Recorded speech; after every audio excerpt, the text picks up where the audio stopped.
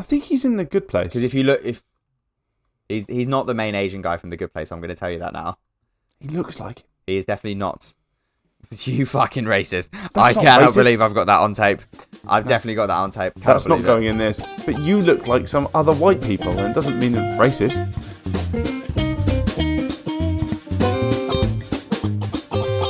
Hello and welcome to the Three Takes of Stupidity podcast with Chandler and James, because I'm not there this week. I need to first welcome you all to a very, very depressing episode that you're about to listen to. But they put a lot of work into it, so I hope you enjoy it. I can't do this all on my own. Yo, I know I'm just stupid, man. I'm just stupid, man.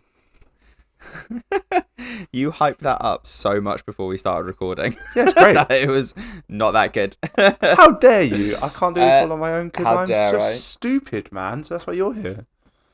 Another Hey. stupid man. -1 stupid man. -1 stupid man. As Alex hopefully referred to it as intro, he's not there. He's not here today because he's busy working on another time zone. So you're just left with me and James this week. And instead of doing a film, we're going to talk about the new series of Scrubs. Aren't we, James? We are, because we've talked about it 100 times, painfully so, to the point where I got tired of hearing myself talk about it, to the point where I just started to think the show's going to be crap. And we're here to confirm whether we were right or wrong. Going to say that again because I kicked my table with the mic on. And I'm here to confirm whether we're right. No. And we're here to confirm whether we're right or wrong. But before that, I'm actually taking over James's role this week. But before that, let's talk about what we've watched. But let's hear what Alex has been up to. I haven't watched anything this week because I've been working a lot. I watched House, so that's something that I am doing. And yeah, that's pretty much it. He's not told us. So we have no idea. So Alex could have said an amount of bollocks there. We have absolutely no idea, but it'll probably be his usual history, war, something, and then something to make you cry. That's normally what Alex watches, isn't it? Yeah, wartime for sure, but he has been on a generational run of deep things that make him cry. Oh, yeah, exactly. Chandler, He has. I've had a brainwave because there's one thing Alex has done to help keep up this podcast that we haven't. And there's not many things he's done to do that, to be honest. Definitely not. He is the most work-shy person in the world when it comes to this. I run him a close second, but I'd like to think I put in enough work in the early days. Chandler is the best of us in this respect. Thank you. But That's why you missed me so much last week. I think we put out a good podcast. It was just maybe a little unstructured, unrefined. It was very chaotic. Where the fuck am I going?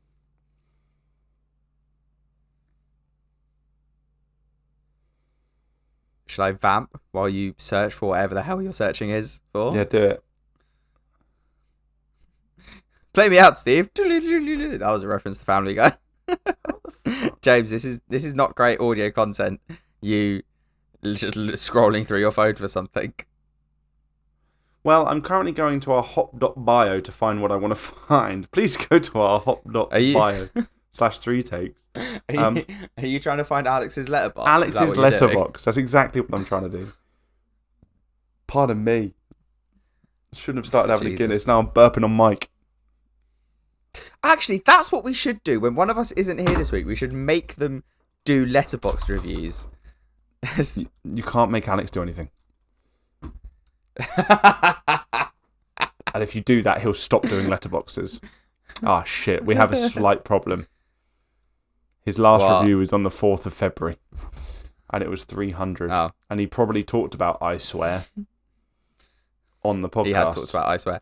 So all of that was for nothing. Yeah. Well, in August, he did watch Kensuke's Kingdom. I think he watched an anime without me.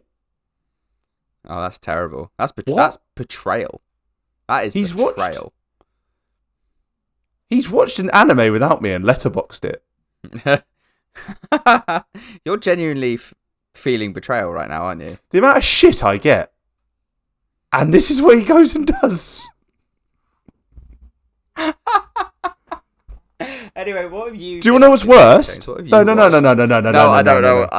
He's rated it 5 I stars. want to move us on. He's rated it 5 stars.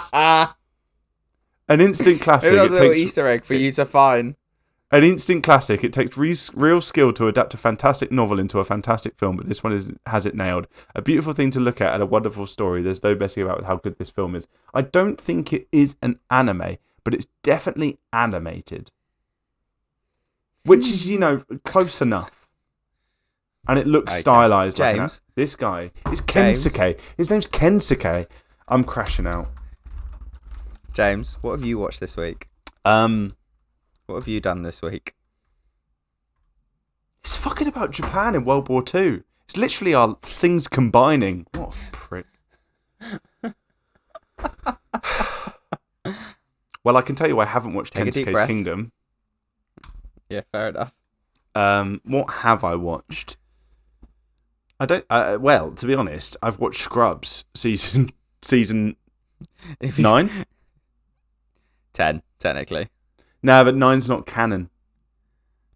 9 is canon. No, it's not If you canon. go to IMDb, it's. If you go to IMDb, They've said it in 10. YouTube interviews. It's not canon. Okay. It is season 10, but it's not canon. Don't count. I've watched Before we- Scrubs. I've continued James, with. have you watched anything else? I've watched. My football team continued to implode, but we'll leave that there because I will get really angry, and maybe Strong. say some things that could get me arrested. I've watched Free Ren season 2's back, and I just love Free Ren. Free Ren's just one of the best shows ever made. It's just fantastic. None of you are going to watch it, and it breaks my heart because it's just fantastic television. Free Ren Beyond Journey's End, really, really good. I talked about it with Alex last week, but I watched, what's it called? Small Profits, BBC show, which I think you should watch.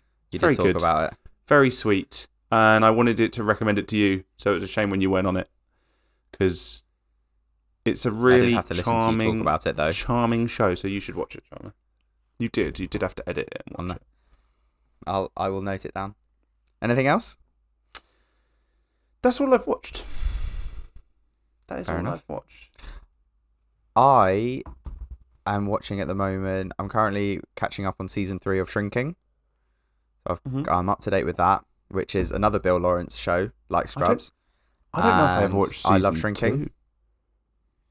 I love Shrinking. I think it's really, really good. I think it's actually quite amazing, to be honest.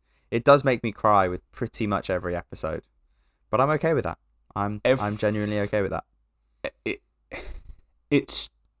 I really enjoyed Shrinking when it first came out, but I find it the characters are all like so perfect in understanding everyone else's mental struggles, and that's just not real life. And it was a bit like Ted Lasso got by the end. It's all too fluffy and nice. And I know Shrinking isn't always, because people go through some real hardship, but because it's about therapists, it's a very easy device to let them all approach everyone's mental problems and life issues with the most perfect viewpoint, and it just became too fluffy for me and a bit annoying, which is exactly how I felt about Ted Lasso in the end. And I do think that's a bit of spoilers for my views on Scrubs, but why Scrubs is such a tonic, because it is a return to the old where a sitcom could be a sitcom, and it's just like Bill Lawrence's more recent work, which has been so goody is the only way I can kind of describe it. I can see that. I can understand that. However, that show does, I think, teach us that you have to be understanding because you're not necessarily sure of what other people are going through, which I think It's is not obviously a necessarily good about being thing. understanding. It's just that everyone's so perfect and not necessarily themselves, but how they Can I view finish a other thought? Yeah, go on. I do also agree that I don't agree. I think shrinking is, even though it does make me cry with every episode, it also really, really makes me laugh with every episode. I think there are some genuine, hilarious moments brought out through really clever writing, but also some brilliant acting. Not just from Harrison Ford, but the whole cast. Harrison Jason Ford's great, Segel's a great actor. He's He so is. funny. I wish he does more. He's just amazing. I've also watched the most of Ghostbusters 1 and 2 just because they've been on while I've been going to sleep. Random. So I love those films. I know they're random. It's just, so when I'm on my early shifts, I go to bed before Charlotte at like 8 o'clock in the evening, essentially. So I've got to be up at like 4 a.m. before my early shift. So I normally go upstairs, try to go to sleep. And I normally, if I'm by myself, I will put the TV on to fall asleep to, and I just find something I've seen loads of times before and then just put that on and fall asleep to it. So that was Ghostbusters 1 and 2 for a couple of nights. And they are great films. We've also, me and Charlotte have also started a rewatch of Parks and Rec. Now, Have you never watched it before? Really good sitcom. No. We've both watched it before. We've just started a rewatch. It is absolutely so good. fantastic. It's amazing to go back to watch season 1 of it though and see how different of a character Leslie is in the first season, while they're still by the end or by like writing it season 2. out. By like the beginning of season, the comparison of Leslie from season 1 to the middle of season 2, end of season 2, beginning of season 3 is stark. Very similar so to US Office. Yeah, it's because they're still trying to find the way of how this show works. In essence, like what a lot of criticism of telly nowadays is the fact they don't give shows enough time to like figure themselves out, essentially. Charlotte's never seen Torchwood before, so we've also started rewatching that as well. Jesus. Which is a Doctor Who spin-off. We're only like 2 episodes in, but it is still really good. I never watched it. Really, really like it. It's a lot more in the second episode. The whole second episode is about an alien who's come down to Earth because they love having sex with humans. So it's a lot more adult than Doctor Who. But it's really good. But it did have what's his face. It's really corny. Who's had his sexual deviancies and aired out online. I'm not. I don't know how I feel about trying to be a John Barrowman defender here. I think he's not as bad as Noel Clarke. Remember that. Let's say that. I mean, you don't have to defend him or not, to be honest. He's got quite a lot of misconduct accusations, Chandler. Yeah. So I think Should we move on? Should we move on from that? Should we move on from it? While James reads his Sun article. Wow. I haven't heard someone just... John will walk out with his chap hanging out. Did you enjoy that? Did you enjoy that line? Oh, you know me. Love a dick joke. That's about it. I did also the only other thing I've done this week is I did have a callback for an audition where I had to run on a treadmill for the whole entire callback. So about a good like 7 to 10 minutes. That was quite a fun one. How's your fitness right now? It was good. The others who I saw come out were like properly panting and out of breath, and I was all right. Fair, because you walked to the station, went to the gym. You have been out of your like routine, given you snapped your arm. Yeah, I'm getting back into it. I've gone back to boxing recently, which is good. But I've been still in one shattered piece after those sessions. Still in one piece. It's still here. Should we start talking about Scrubs? Yes, please.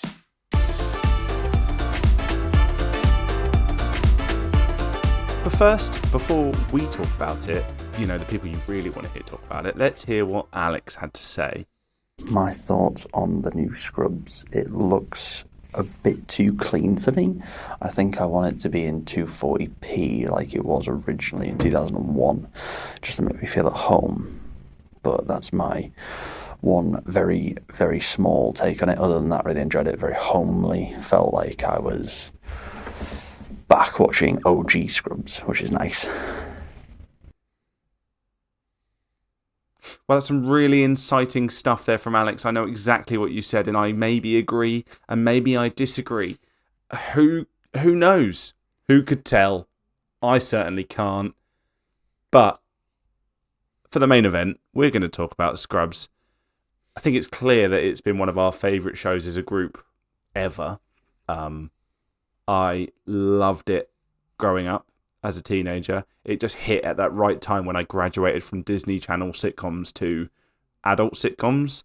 And Scrubs was always far and away my favourite. But I'll admit, I don't know about you, Chandler, but I had a lot of concerns with the reboot. Initial excitement when it was announced, and then slowly as trailers came out, I really started to get concerned. How are you feeling before it actually started? Because there were a few trailers where I was really worried it was going to be cringe and be modern Bill Lawrence-ified. I don't think I was worried. I was very excited for it. I think I am definitely one of those people who likes nostalgia. I love doing rewatches. As I say, I'm rewatching 2 shows at the moment that I've seen loads of times before, Parks and Rec and Torchwood. So I was enjoying. I was really excited for it. I was worried, like it was with anything that comes back 20 years after the fact. Essentially, you're always worried that it's not going to be as good as it was before. I stayed away from trailers because normally with things like this, especially with films these days, they sort of give away the whole film in trailers, and I was worried. I was worried that that's what they were going to do with the trailers. They were going to give away the funniest jokes in the trailer, so I didn't really watch them. And I just waited for the show. So yeah, I was quietly excited for it, and I think, and to be fair, I think I was right. Like as it says with like one of my overarching feelings of watching it is that it felt like a big, lovely, warm blanket. Like it felt natural, and it felt like you were slipping into something snug and you've worn before, but it's slightly new, and it was nice. Do you know what I mean? I don't want to get onto this quite yet, but I agree. It did feel like it never left, which is honestly the best feeling it could give, because you want it to be the same but matured in the right way, which I think the first episode did that really, really well. It was really clear. There were my fears before as well that it felt like a bit of a we've been deep in a sequelized society for a long time now. If it's not a sequel, if it's not an existing IP, it doesn't get an opportunity in cinema. Where I do feel like that is just that idea is starting to see a slight shift. I mean, Pixar's new film Hoppers has come out to a 95% critic rating, which is the highest rating a debut of a Pixar original in over a decade. So, that is waning, but Scrubs did feel like, I worried it'd be a bit of a cash grab. I don't think many of the stars have been that successful since it. That's not to say they haven't done anything. I know Zach Braff does a lot of directing work. Sarah Chalk was in, she's a voice in Rick and Morty. She was in, Correct. What's it called? Other big sitcom, How I Met Your Mother, briefly. And she's done bits and pieces here and there, but probably nothing that big. Donald Faison, I mean, I don't think I've seen him in anything really post Scrubs that is his anything other big to talk project about. Was Clueless, which was before Scrubs anyway. Before Scrubs, yeah. Like all of his stuff came before Scrubs. And then Judy Reyes as well. She is in a TV show, I believe, at the moment called High Potential. Isn't that the one with the thingy from It's Always Sunny? Yes, It is. It is with Dee from Always Sunny. She's the main character. Where I was like, Judy Reyes actually has been in like 40 episodes of a comedy on TNT called Claws, which I've never heard of. But honestly, like a substantial amount more than a couple of others. But again, a lot of them are doing. Well, Neil Flynn, who plays the janitor, was on his own sitcom, The Middle, for like I think 10 years or something. That lasted a while. And similarly, John C. McGinley, who plays Dr. Cox, who has only been in episode 1, and I hope he is back again. I'm sure he will make some guest appearances or more. I kind of wish he was in it all the time, but I think there's a fear of replaying old ground, which is definitely not the phrase. Definitely combine two phrases every little day. But I thought he'd done quite a lot since Scrubs, but he I don't think he has really. A lot of his bigger things came before Scrubs. Yeah, I like on just retreading old ground, which I think is the phrase. That's the one. Like that's the one. So have you watched? Because now we were doing this. We were doing this a couple of days later than we would have liked. But the third episode has come out. Did you watch the third episode? Have you watched it? Yes. You have. I did feel like, and I do feel like in the first 3 episodes, there is a little bit of retreading old ground. Like the thing of a patient wanting to die and Elliot not having the capability to let that happen and really wants to try her all is basically a retread of one of the episodes. I'm pretty sure the name of the episode is Mrs. McCluskey's the name of the patient, where she's like, I've had a good life, I want to die, and JD like does everything he can to like convince her otherwise, essentially, which is a little bit like Elliot doing this for that patient. I do like the fact that John C. McGee. Go on. No, I just think that. Sorry. Internet connection. I do. Yeah, I know. I do think that there is a little bit of retreading old ground, which I'm kind of all right for, because I think at the moment, at least in the first 3 episodes, they're still finding funny ways around it. There are levels, a lot of. There? Yeah. I think there's levels to it, and I think like that's gonna happen. It's a medical TV show. Like there's only so many things you can do, and that is probably one that is going to be encountered quite a lot. My fear is obviously look, heavy spoilers for the new season. We're not. If you want our spoilerless review, skip to the end when we say if we like it or not, or a rating. I don't know, but spoilers. So sadly, JD and Elliot are divorced. Their marriage didn't work, which is again obvious. Like as soon as he says it, you're like, okay, that's sad. But then you think about TV. You think about a TV show like this, and for 2 minutes, you're like, of course they can't be together. Well, no, but I think normally that leaves no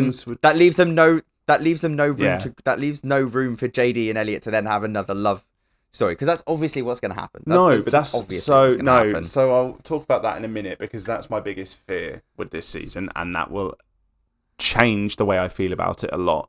But you can believe they split up. They're both absolutely neurotic in their own ways. Not surprising, and it is the conflict. It is the conflict of the show. Them two being divorced. It's very clear that that's the early conflict, and I imagine there's going to be lots of episodes, just like episode 3, where they clash and then they come together at the end amicably. Yeah. That's probably going to happen a number of times throughout the season. But I do think there's more conflict points in the show where they are. So JD stopped being a doctor. The show cold opens with JD fantasizing about being an incredible superstar doctor, but actually which was great. It was great, and it was so Scrubs, because the daydreams have to be perfect for Scrubs. The Family Guy style of cutaway humor is probably not done better in live action than anything other than Scrubs, and it has to be fantastic. And I think they've also got a bigger budget for it now, and we know from the Architect Digest video on YouTube that they have a much, much larger set. The original hospital's been torn down, and they've one for one with some clever tricks, camera tricks and art tricks have rebuilt the entire thing in a warehouse. It did explain why Dr. Cox's apartment never had any windows, because it was in the basement of an old hospital next to a morgue. Yeah. But they are now... JD is back in the hospital. He has a patient there, so he gets to revisit. And he's way back in the swing of things. He's teaching the new interns. And there's this dickhead doctor called Dr. Park, who wants to be chief of medicine, and he hates JD, and he's a massive prick, and I'm so happy we didn't have him in episode 3, because I don't think I'll be able to handle much of him, because he's an unnecessary wanker. But he wins a bet with basically Dr. Park that his diagnosis of his patient was right, because he's a good doctor and he knows his patients. But basically, Dr. Cox keeps the patient in longer, and that really pisses JD off. And it was just to make him teach again. And he does, and then the first episode, spoilers, ends with Dr. Cox. You always feel faked out when Dr. Cox is nice to JD. Always. But there's always those moments. But he basically has a really heartfelt thing and asks him to be chief of medicine. And oh my God, it broke my soul. I cried. I think it was so nice. I think it was amazing. I really liked the way I really like earlier in the episode when the HR woman, I don't know what her job title is, can't remember, was like, I get one strike, and it's like, you have 900 strikes. I was like, yeah, of course. You watch Dr. Cox back in the day, and you're like, he would not survive in this woke era, is my way of explaining it. It's probably what a lot of people explain it as. So it's good that the show recognizes woke era, that. Basically, like, don't abuse people. Don't in the workplace. Don't bully people. Or at home. Don't bully people in the workplace. And it is really heartfelt, and it's really good that the show acknowledged that, you know, that this era of medicine and workplace is passing by, and he needs someone to take over. And it's really sweet that he's obviously passing it to JD. It feels like a natural thing, but we kind of have basically skipped Dr. Cox being chief of medicine. Yes. Because that's happened in the last 15 years off screen. Yeah. We see him be chief of medicine for 2 seasons, I think? Yeah. At the end of Scrubs? I can't remember when he becomes it. But the back end of Scrubs. The only thing that I think didn't feel natural in that whole thing is, why was Elliot never involved in the chief of medicine conversation? Want it to be? Why was it I'm wondering if that will come up. Why was it Dr. Cox? Why was it Dr. Park and JD and not Elliot, who obviously still works at the hospital and has done? Do you not remember the storyline that they basically repeated in Brooklyn Nine-Nine with Amy Santiago, where she kind of, I don't know what, did she not go private or their own practice type thing in the hospital? And they kind of did it with Amy Santiago, who went and headed up a different division in the Nine-Nine. Well, no, she became a sergeant, so she had to be a sergeant. She became a sergeant elsewhere, not like in the same team. But she may as well have been, because she never fucking left. But I'm pretty sure Elliot became the head of private her practice. Own kind of practice. No, she was private practice in that hospital. Yes. But then it doesn't seem that she is private practice, because she's the head of because they say that she's the head of the training equipment or something. So maybe she's not private practice anymore. I don't know. Seems a bit strange to me. Still wears the lab coat. JD still wears the scrubs. JD doesn't. JD doesn't even as chief of medicine.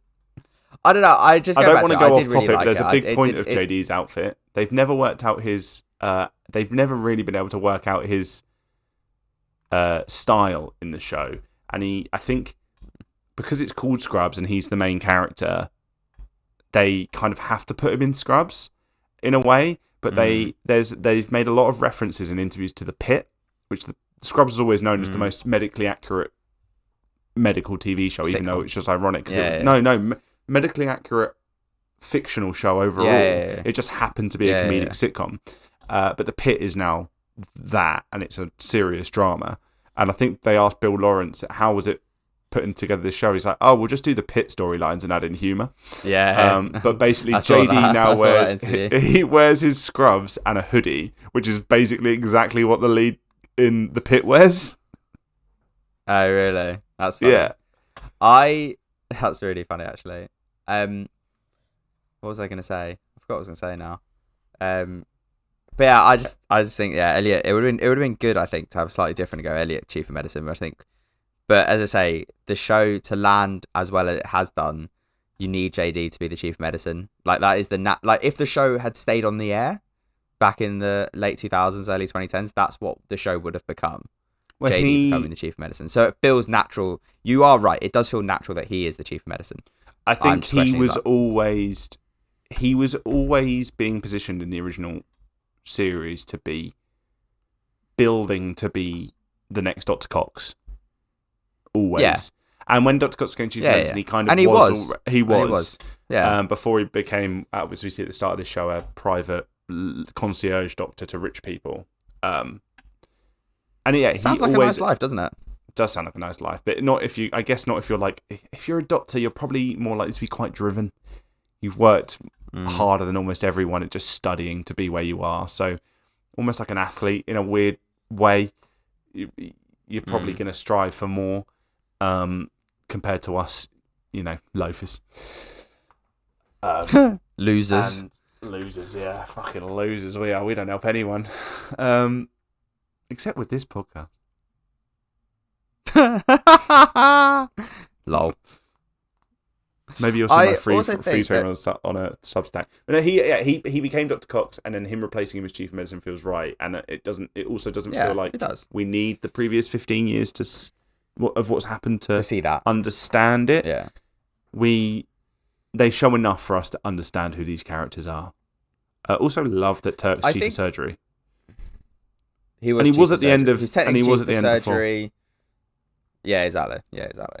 I think the other thing I think we should touch on is you get the same as you say in Ted Lasso and Shrinking, of they become almost caricatures of like the previous seasons where their themes do kind of hit you over the head a little bit, and I do feel like you get this in the first 3 episodes of Scrubs, of the themes are just so hit you over the head, so obvious of what they're trying to tell you. Like the British intern who, for some reason, is the most British person ever seen on any television show ever.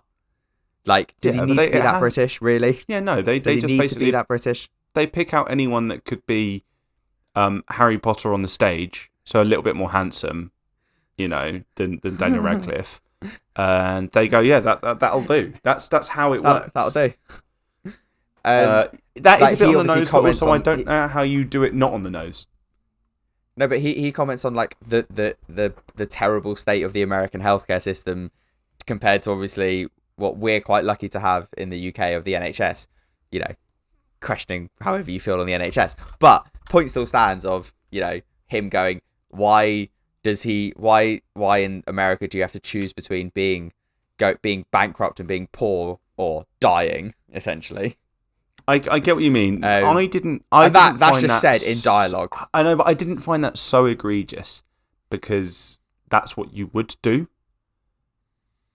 in real life. I think there are subtler ways to do it. Probably, but I don't think you need to be subtle. The one for me that was a bit too on the nose was the intern pretty doctor, David Gridley, who plays Dr. Blake Lewis. He probably... don't know what else. He's probably not been anything else. His name's freaking Blake, and he's handsome. Like he is a freaking American Chad doctor. My nephew's called Blake. Are you going to say that's going to become I'm sorry. him? Yeah, I will. No British person should be called Blake. Are you mad? That's a one-episode villain. No, that's a one-story arc villain in Coronation Street. Fuck. They're American. Your nephew's American. Sorry to our American listeners. It's not necessary. It's just not British. His brothers are called Chase, Ashton, and Roman. Fuck off. Very American. That is the most laugh bullshit I've ever heard. Do they have a love, live, laugh side of that? Said that. They can. Fucking they can have another kid and call it Brooklyn. Do you remember the Key and Peele sketch of the substitute teacher? And he's pronouncing all their names wrong, and one of them is Blake. So every time, 90% of the time when I say Blake, in my head, is just Keegan-Michael Key from that sketch going, Blake? What type of name is Blake? Balake! Say your name correct, Balake! Jesus Sorry, Christ. that was such a tangent. I don't know. Let's go. The bit that was on the nose. So I did. Oh, sorry. What go on. when? Yeah, go on. You finish. You finish. The most obvious thing for me that was it was gonna happen was less than the NHS thing, because I think that's normal. It's maybe just more on the nose for us because it's something we hear about and think about all the time. Save our NHS. Don't privatise it, please. Don't want to end up like this. But Blake refuses care to someone whose wife has a stomachache in his car, and he's they're begging him basically. So it's obviously more serious than a stomachache. He's like, please just look her over, please, just 2 seconds. And later on in the show, they're outside, and she's been found in the car unresponsive and dies. And it is on him. It's on him. It was very Scrubs, and it was obviously going to happen, and that's fine. But then everyone else all being together outside at the same time, being like, and JD's already given the spiel about like, Blake, you need to be nicer to everyone because no one will stand with you in the hard times, and you need friends. And he's also said that to Dr. Asher Green. No English person in the world is also called Asher Green. Maybe one of Chandler's other nephews. I did know someone called Asher at school actually, but carry on. Again, this is nonsense. Have a proper name like Dave or like Matthew. Chandler. Oh yeah, like you got a silly name as well. What's going on? Look, this podcast has James and Alex. There's about 7 British English names that you're allowed. And you ain't one of them. Call him George. Connor is fine. You know, shut up. Carry on. Don't get too turned. Come on. But then, he pushes the English doctor towards him to be a mate, and it is good. Yeah, it does feel like to have the Scrubs experience. Maybe they ran through a couple of things that they could have maybe ran through later on, and a bit more of a slower burn. Like Blake could have fucked up over 3 episodes and found friendship later on. The NHS thing again, I think that's come up a couple of times, not in one, but. I don't hate it. It was emotional, and I cared about it immediately, no matter what. I think that's because obviously I think there's only 10 episodes coming out, whereas before a seasons of I think it's 10. I could be wrong on that, but before a seasons of Scrubs would be 22, 24 episodes, so you can do those 2 or 3 episode arcs, which is again a question of indictment of television these days. Nowadays, yeah. It's really funny you say that because I know it's you get annoyed at my anime references, but that's gone the other way, and people have wanted less episodes because it leads to more quality, less bad work schedules for staff, crunches, and putting out bad products. Which is funny, it's kind of gone the other way, because I don't think Scrubs ever lacked for quality. If you actually look at the episode-on-episode ratings, it only ever drops below a 7 once before the non-canon season, and it was a recap episode, a clip episode. That was the only single one. So Scrubs never had that problem, but I'd like to think that maybe they've bought that many episodes, and hopefully maybe they can extend it for a second one. I do think that the scene you're talking about does hit you over the head a little bit as well. I do like it. The only weird thing about the episode is that when that man comes to them in the ER, they're all standing there, so any one of them could have gone and looked her over, but only Blake's the one who hits him hard. But it is because they're trying to draw the duality between having friends at work and then the other bit that hits you over the head, but is delivered in such an amazing way that Donald Faison should get an Emmy just for this one scene alone, of when he turns and goes, I'm burnt out. I don't have you anymore. I don't have this. I don't have that. And I am just struggling here. Basically, that scene is incredible. Does hit you over the head with what it's trying to say, but I don't mind it because the acting of that one is so done. It's done ridiculously well. Not everything, and it makes you cry.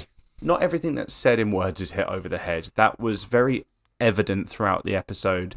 They did Eagle, Dr. Bummer, and they retired it because they can't, etc. Yeah, exactly. One of my favourite jokes is Eagle. And JD going, engage your core. Yeah. That genuinely made me laugh. Me and my mates did Eagle all the time growing up. like when we were like 12, 13, whatever, like, or we go play, I don't be doing silly shit. Like, it's iconic. So I hope it doesn't just appear once in the series. But they are old and it's bad for them. But no, I think he was really snappy with his interns and who he's training and who he needs to be there for. And one of the new characters, Dr. Deshana Trainer, she is another black surgeon, and she picked this hospital and this role and be a surgeon because of him, because he is so is inspirational in his field. But JD has basically gone in and been the glue for the people he left behind, and also to inspire the next generation.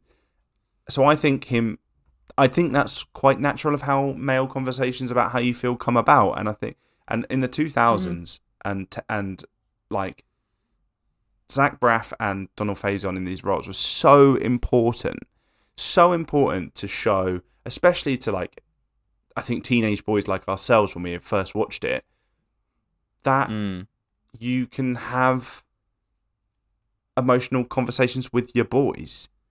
And 100%. Me and my mates definitely never didn't avoid it, and it probably partly was because of the times and because of shows like Scrubs. So, and the way that comes out of like JD's had to work that out of him, and he's not seen Turk probably very often, and definitely not in a work setting in a long time. So he's not going to be aware of it. And in 2 days he's seen it, and he's been like, "You need to tell me this now." But the bit where he's like, I don't have you to go up on the roof and drink beers with anymore. We don't have time to do that anymore. I'm out. That hit me when I don't have time to go on the roof and drink beers with you anymore, because those scenes were some of the best. Really, really. But it shows good. It shows and how so I don't think that was over just... the head at all. I thought it was just really, really good, and I cried again. I cried at it.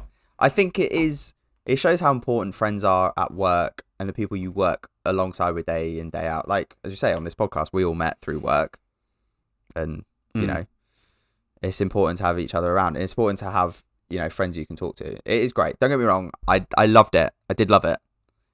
However, again, I think it's probably a thing of previously, if this was a 24 episode season, they probably would have not dragged it out, written it over 2 or 3 episodes to like, then it really hits you over the head. I completely agree. But it's obviously quick because they've only probably got 10 episodes and they want to get right into the meat of it. I do wonder I think it's just different. Yeah, I do wonder what the patient story of the season will be, because I think there should be one, which we haven't seen yet. We've had a few patients. We've had the guy that takes less pills, and the NHS bit where they basically had to, like, JD had to call loads of practices and doctors he knew to try and get enough medication for the guy for a long period of time. But they can't do it all the time. And they've always done that in Scrubs. The episode where even Dr. Kelso, they're trying to hide from him that they're trying to skirt people's insurance. But then at the end of the episode, he says, "Why didn't you just do the insurance thing behind my back like you always do?" Because he's never going to tell them off for it. Which was they always humanize Dr. Kelso in a really nice way. So I hope they get to do that with some other people in the show. With JD. But being JD, the new chief of medicine. Yeah, but he's not a hard ass. I think they're having to go the other way and show that he can make tough decisions. But at the moment, the only long-standing storyline I'm seeing is the divorce of JD and Elliot. Yeah. But I hope there's more. I hope Turk being burnt out comes up again. Yeah. Were there any favourite jokes you wrote down? Because I've got 5, one of which I've already mentioned. Quite enjoyed the chlamydia joke from episode 3. Where he's like, JD's like, yeah. Go on. But like sorry, no, you say it and then I'll say. Oh yeah, the old guy. JD's like, I've got a curveball for you. What's wrong with this guy? These are his symptoms. They start listing off various. His interns list off various different ailments, and they're like, no, it's chlamydia. Old people be shagging. Why does my nan not want to? Is that why my nan doesn't want me to visit? Because she's having a threesome. And then Todd, old people banging 5. Yeah. But that's, again, they've made that joke before. They've based a whole episode around old people shagging. Yeah. Like, that's in an episode before. So that is kind of annoying that they're sort of retreading, like retreading jokes again. And again, in that 3rd episode, with the rateyourdoc.org. Again, a whole other episode in the previous run is about that. So I hope each episode isn't just a rehash of previous episode storylines. I hope there will be something new soon. I also enjoyed I really hope. Hello, Dr. Oldie. You can't call me Dr. Newbie anymore. Yeah. Hello, Dr. Oldie. Yeah. Simple. Yeah, I enjoyed simple and perfect. So the 900 strikes, which I've already mentioned, was a great shout. And then one of my other favorite jokes was JD's having a meeting with HR, and then the next person is the Todd walks in. Great. Yeah. That was great. That was mwah. That was really but good. I like, but he could have been written out or not done any jokes with him, and they could have, or they could have really like had him be like some altruistic reformed man, but instead they are making the same crass jokes, but like with consent 5, and they're showing obvious more disdain from people around him. I think than maybe they did in the previous show, which they always did. Yeah, but people aren't giving him a big enough pass, basically. Like, they were just like, let it go, sort of thing. But they found out, this is what I was worried about with Ted Lasso and Shrinking. It was like they have, they're keeping the core of Scrubs and it being able to be what it is in the modern day really nicely without over-nicifying it. Yeah. The other ones I wrote down were We Haven't Hung Out, and since the Disney princesses were white. Really enjoyed that. really enjoyed good. That joke. Really good. Really enjoyed that. And the other one is like when the you're racist. 100%. The when Turk's fourth child comes up to him and goes, "How come the others have cute nicknames?" He's like, "You do have a nickname. You're called the Accident." Oh my god! As the youngest child of 7, with the biggest age gap being between me and the one who's just older than me, I am 100% the Accident. Great joke, really. It touched home. It really, really felt like home, like me. I was an accident. Punched my way through that contraception. Jesus Christ. Jesus Christ.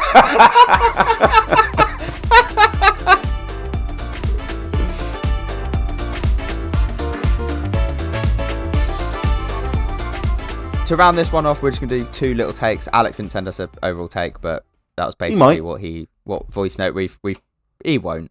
So James, what was your take? Sitcoms like this and returning shows can often be awful. They can be really painful rehashes of what's done before, and as we found, apparently this has rehashed some stuff it's done before, but none of it was painful. It's a tonic. It's like it never left. They have the format down to an absolute T. I think the edits on JD's thoughts could be snappier, because I feel like there's a bit too millisecond long pause. That's real nitpicking, but they feel a little less natural than they used to. I also think the microphones they use, and the microphones are too crisp. They don't sound like they're recorded with the same mics. There are 2 things on that. A, that's your ADHD TikTok brain going, "Oh, I need that cut just a little bit quicker."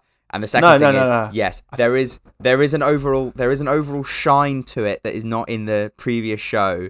Like, you can tell the 4K-ism on it when you compare it, obviously, to the old show that came out to it. Like, you can tell the shine on the camera and the walls is a bit too shiny for an abandoned hospital. I think that's one thing Alex did say in WhatsApp, is he said it doesn't look like it's from 2001. Why is it not in 4:3? And where's the grain? Which 4:3.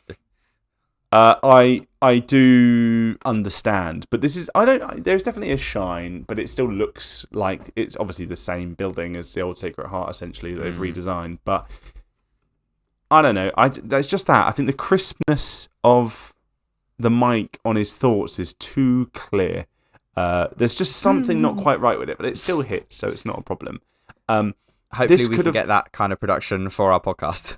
Yeah, maybe some new mics, because that'd be nice. One that doesn't make a noise every time I hit my desk. I was so worried when I watched a YouTube video recently about game trailers. Really boring, really exciting for you all, I can imagine. But basically, it talked about how when middling games that aren't going to succeed get a trailer, they're often with the hypest hip hop beat going to make the little nerds think it's going to be really cool. But then they often bomb. And they did a trailer like that for Scrubs, and I was like, no, that's really cringe. I found the whole trailer awful, and it made me hate. There was a couple of these intros to the new characters, and I'm not going to lie, the intro to the new characters made me just not like them. Whereas watching the show, I think the new characters have been sprinkled through the storylines really nicely. They're not in your face. They haven't taken over the show, which was definitely the problem with the original season 9, not canon. Sorry, Dave Franco. You're not going to get an appearance in this one. But it's really nicely done. One of them is again, you could be like, oh, that's so cringe, but it is the Silent Times. One of them is a TikTok influencer, a medical TikTok influencer. Those exist. That's fine. Thought it was going to be really annoying. It isn't. She has a little storyline of making friends, and it's all good. And it's paid off her expensive student loans, which we all need to bring to the public even more, that our student loans are all fucked. And that's American student loans, which are even more fucked. Yeah. But I like them all. I think I like I like there's an English character. I like the dynamic with Blake, the Chad NFL player. It could be awful, but it isn't. But there is one thing that will make me hate this show. And hate's a strong word, so it probably won't be hate, but be annoyed. I'll be minorly annoyed, but still happy it's back. Going to backtrack a lot on that statement. If JD and Elliot get back together, I'm going to be pissed off. Because that's a level of retreading old ground that I cannot excuse. You've divorced them to get them back together to basically retread about 4 different storylines from the first 8 seasons. And that will absolutely infuriate me. Because the will they, won't they of them was kind of done. And look, I'm sure they could have had a different drama of them coming back. It didn't have to be them divorced. But I also completely understand with their characters that they could be divorced. That's their whole story. But I just don't want them to get back together. Maybe they'll sleep together. Maybe they'll consider it. Maybe they'll go on a date. They'll probably have a storyline where they're dating other people in the hospital at some point, because that's what Scrubs does. But I beg they don't get back together. I really beg they don't. Just let them find an amicable relationship separated, because that will be egregious storytelling, in my opinion. But otherwise, I am so happy it's back. Nothing's made me feel this warm in a long time.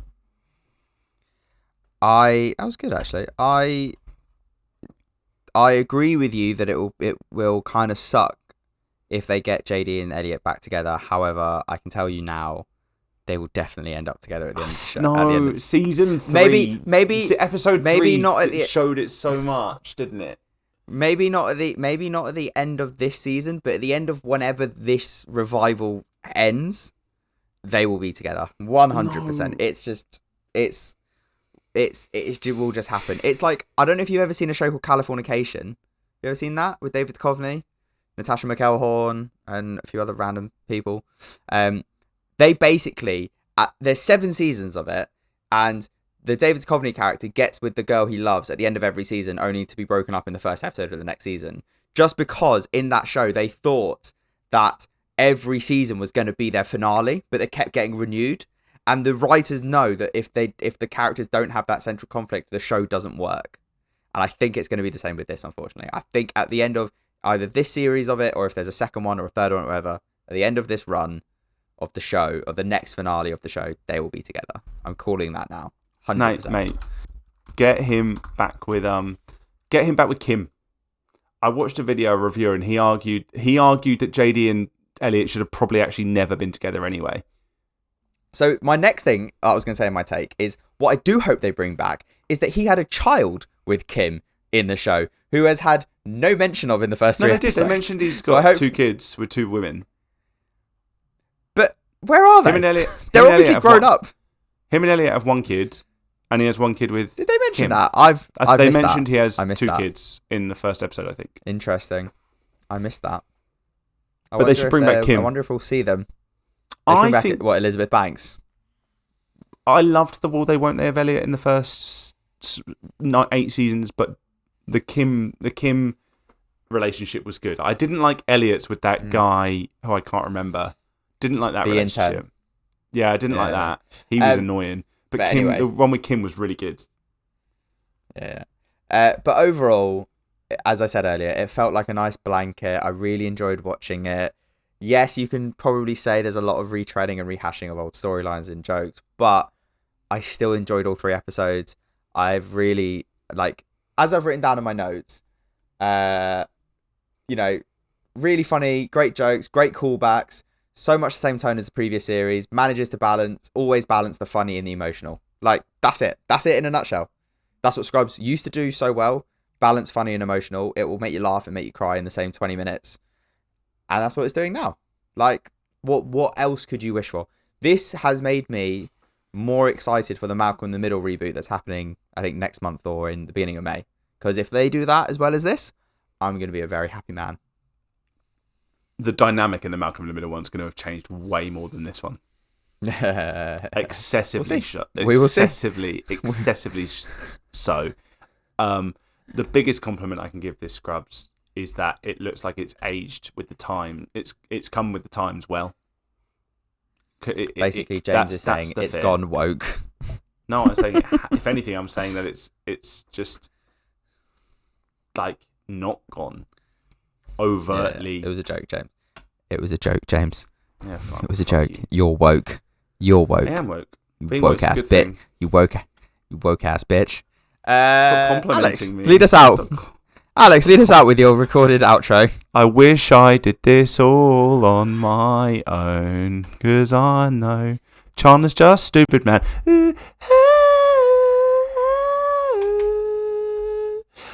Chandler's just stupid, man. Nice. We have no idea what we're doing next or when the next episode will be out. So, enjoy. Bye. You've been listening to the Three Takes of Stupidity. I really hope you've enjoyed whatever they waffled about. And we will be back with you as a 3, hopefully, very soon. Goodbye. Please don't forget to rate and review the podcast on your platform of choice. It really helps us grow. Make sure to follow us on our socials and our individual Letterboxd accounts. The links can be found in the description or at www.hop2ps.bio/3takes or search for 3 Takes of Stupidity on most platforms. We're most active on TikTok, Instagram and YouTube. Please send us your film and trilogy suggestions to our Hop page on social media, or you can email us at 3takesofstupidity@gmail.com. Thank you and hope to have you back.